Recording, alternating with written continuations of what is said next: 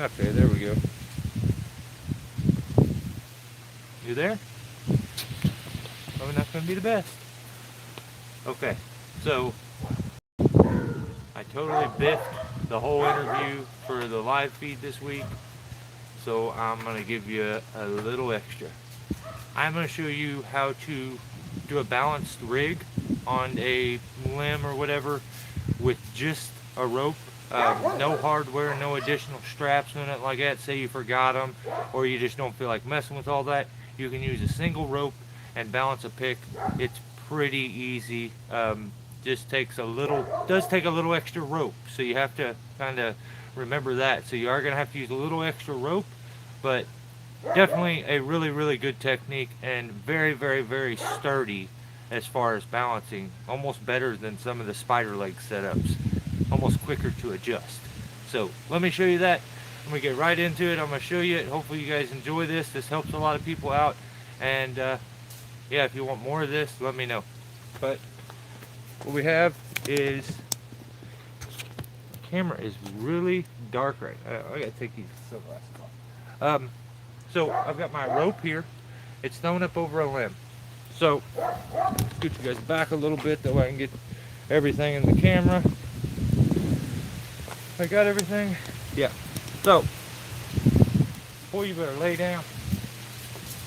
So here's the end that you'd be rigging off of. It's just thrown up. It's thrown up over a limb, so it's definitely not the best. It's got a lot of friction. So when I show you lifting this thing, it's going to be kind of hard because this is a very heavy grind rail for skateboarding or whatever, and it's really heavy.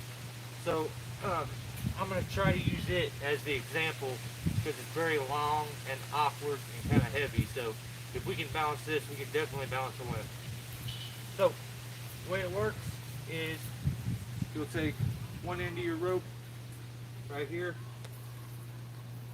Usually, however long it's going to be, I would say at least twice that. However wide the spread's going to be in between the 2 points, you'd need like twice that amount of rope, maybe 3. So we'll go about right there. We'll go down over here, and I want to move you a little closer so that you can see how everything gets tied up, and then I'll bring you back again. Hold on just a second. I gotta spin this. I'm so sorry.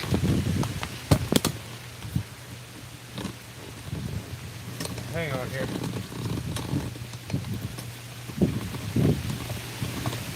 Okay. Now we got a bunch more. My bad. Sorry guys. That was definitely my fault. So, what's up, Jeffrey? So, there we go. We got everything in there. Let's do this. So, balancing a pick with just the rope, you'll take your first end, pick a side, you'll go and put a clove hitch in.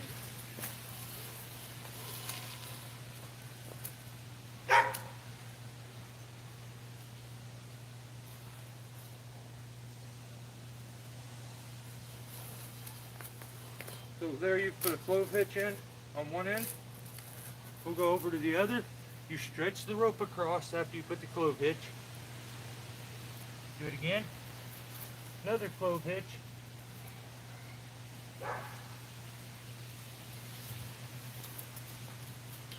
And then you want to kind of tighten this up. Snug it a little bit so everything stays good and uniform. Okay. Now what you're doing, you're going to put like a Blake's hitch, taut line. Oop, my bad. Sorry. So now you're going to put a Blake's hitch, taut line hitch, and this will be your adjustable aspect of it. So we're just going to do a taut line hitch. I would suggest using probably a Blake's hitch will work and be safer. So for demonstration purposes, I'm going to use the taut line, but I would use a Blake's hitch. That would be probably best. So what we'll do here now is we've got the taut line hitch in there. Put a little stopper knot just to be safe. And this is it. That's the entire setup. except for adjusting. So now what we'll do, stop or not to stop it from coming out. There's your adjustable piece, and you will just adjust it until both ends are in the middle and adjust it out right. So now we'll grab this end and we'll see if it picks it up and balances it. Here we go. Well, there you have it. There's a lot of friction up there on that damn limb. Oh. But yeah, you can see, picks it up pretty nice. There's still a little slack in that, but the two clove hitches are really what's holding everything. And let's say you had the limb sitting on the ground, and this end was really close to the house, and this end you could let drop down, so you want to lift this end.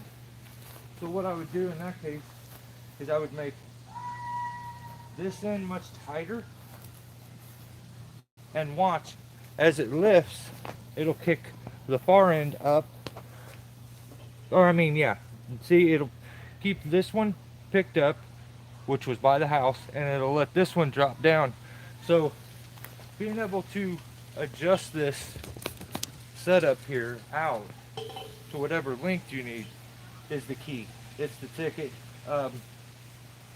and works really, really, really good. So we'll go back over it one more time, and then we'll end this log feed. Unless you guys, I'll check to see if anybody's got any questions. So this is our rigging end. He's out of the way. Remove our taut line hitch real quick, and it's not that difficult to set up. It doesn't really take that much time. Pretty easily adjustable. So we'll go over it one more time, and we'll actually do it from the other end now. So taut line, or what am I talking about? I'm doing a clove hitch. So around, put it around it, go around there, then grab your doubled rope, reach under, and you can pull it. Pretty quick, pretty easy. Hook it up.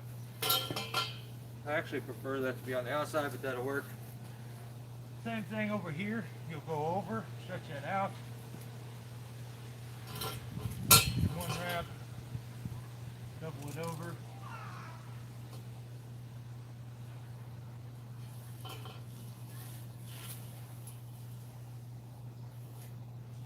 Oops, hang on. My bad. So, we got it there. I'm going to go there. Reach in. Grab it there. I think I did that cow hitch. Oh, okay, yeah. My bad. I clove hitch wrong. So, as long as you got both of them, then you just come hook up, like I was saying before, a Blake's hitch preferably, but I know the taut line, that's what I'm used to. I would say the taut line would take much more checking, and you need to constantly be probably looking at it, making sure it ain't coming undone. So definitely a good idea if you're using the taut line to use stopper knot. Hopefully that stops anything from happening. But then you are just adjusting the two strands out to where they're even. Kind of give it a little lift if you're at your even point. And it doesn't matter if there's some slack here. You don't really want slack there, but it's okay if it's there because of the cow hitches or clove hitches that are put in. So fix it up, it balances. So very good technique. I feel like I've shown every other way to balance a limb that there is, except for this one. So I tried to, I forgot it. I meant to do it on the last live feed that I did where I was doing balancing. But yeah, I totally forgot. And then after looking back, I'm like, oh, I forgot to put one in the video. So there you have it. Very easy. That is how to balance a limb or chunk of wood or whatever that is awkwardly shaped by only using a rope. So I'm going to answer some questions, then I think I'm going to call it for this one. I'm working on a video for you guys. Jeffrey, control is key. Yes, 100%. 100%. A good climber is looking for control at all times, in all aspects, and every part of the job. You're looking to be able to control and predict and all the outcomes. You know, you kind of, the job's stressful enough, so anytime you can somewhat predict what's going to happen or know what's going to happen, that's always the best. You know, it's a scary enough job, so anytime you can take a little bit of risk out or do something like that, go for it. But you're getting at that time of year where people are going to want a lot of stuff probably trimmed over their houses and stuff like that, so figured it'd be an appropriate time to show this, and hopefully it helps somebody out. Yeah, hopefully it helps. That's the whole reason for it. Nate from Michigan checking in. What's going on, Phil? What's up, Nate? Jay, what's going on, brother? What state am I in, Nate? Is that what you're asking? Scoot, what is going on, brother? Did you get my message that I left you, Scoot, on your comment? I commented back to you. I had a question for you. Was kind of curious if you were interested. So, I am in Missouri, Nate.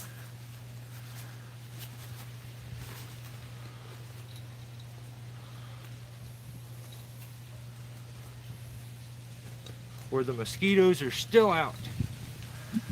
Bastards, I hate them. So a lot of times what I'll do when I rope bag my stuff, most rope bags have this little ring here on it. I usually use that little ring, but I keep my clip on it, so I'll use this so that I don't have to always go digging for the end of my rope. Put it through, put a little knot in the end, so it's easy to find the end when I'm ready. Then I pull the rest of it in, put it in the bag. This bag is probably over 10 years old, so and it's still in that good a condition. Yeah, it's probably older than 10, and it'll still stand stiff on its own, which most of you, if you know rope bags, they don't do that.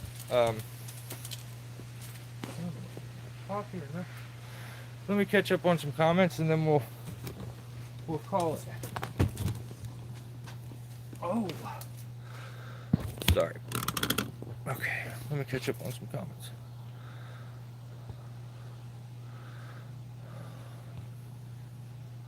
We just finished rigging out an elm and box elder. Oh, right on, Jay.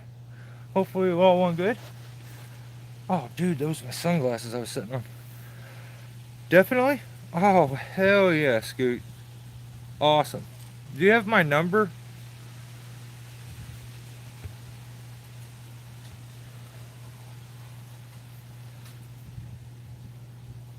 What is the clip rated?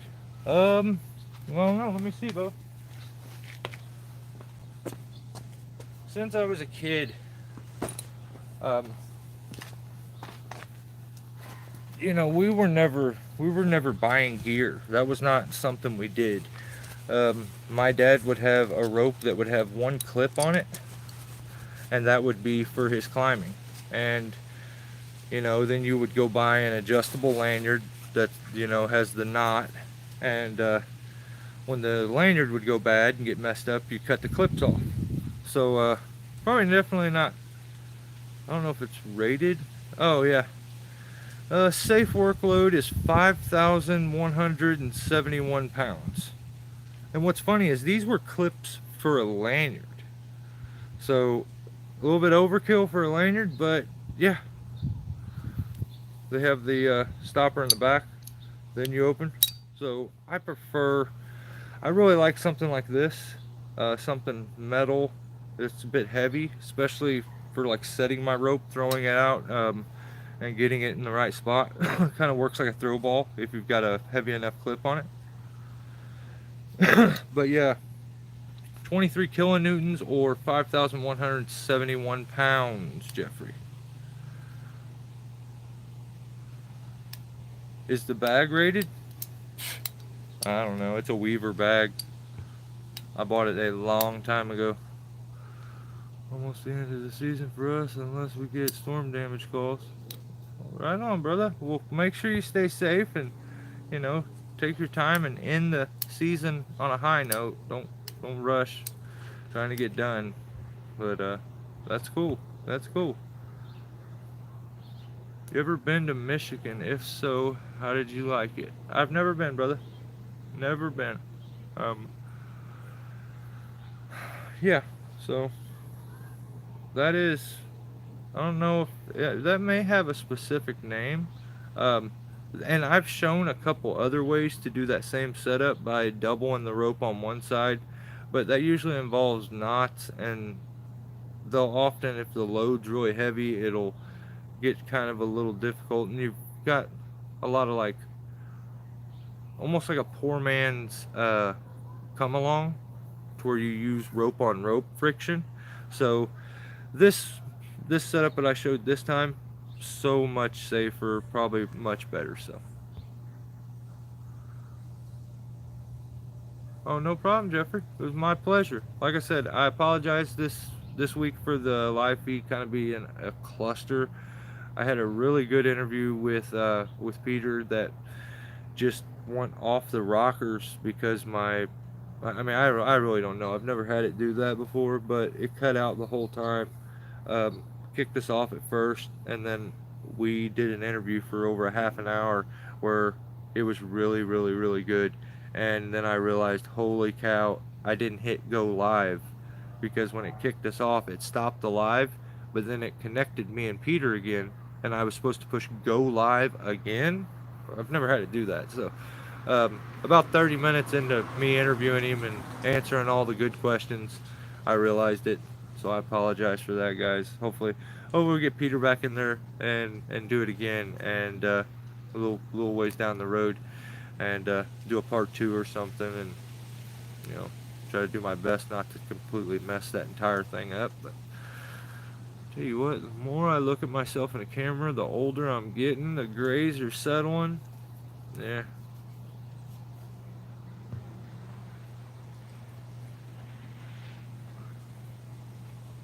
Saskatchewan, if you ever get bored. Oh, hell, that sounds like a plan, Jay.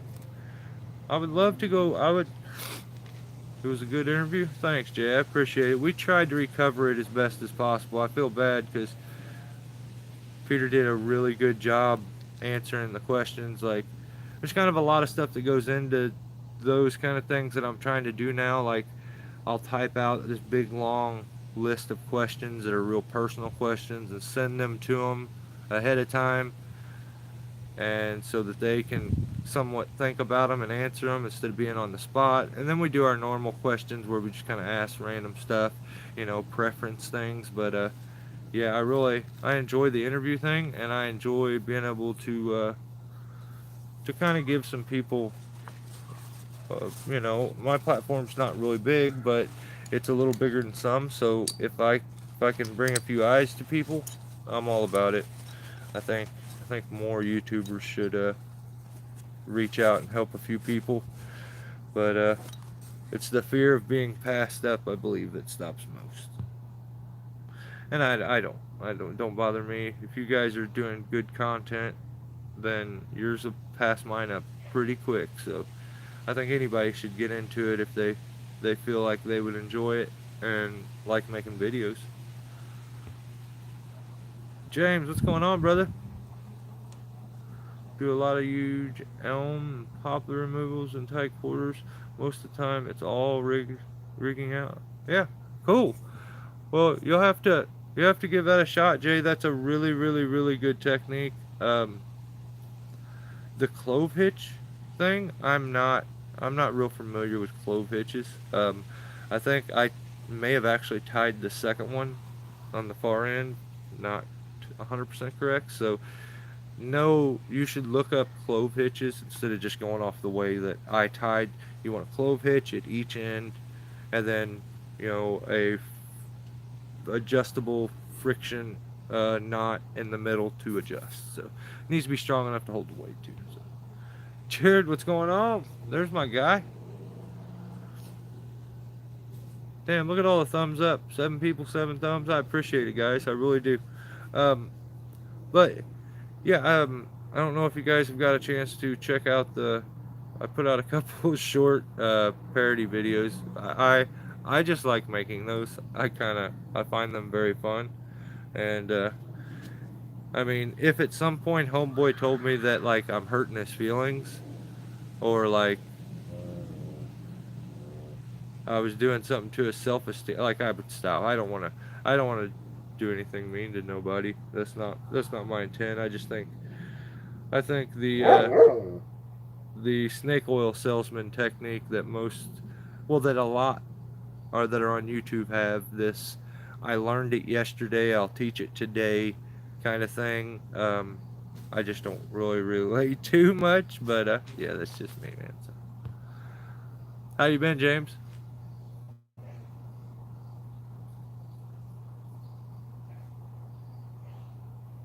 Well, guys, um, I really appreciate you guys giving me your time. I do.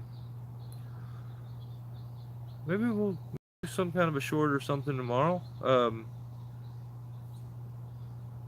Yeah, and I hope this video helps some people. I have no issues answering any questions that you have. Just leave them in the comments. I try my best. So if I can help you with something, let me know.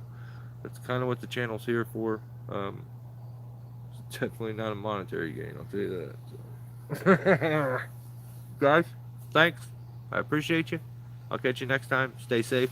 And be looking for the new video coming up. See ya.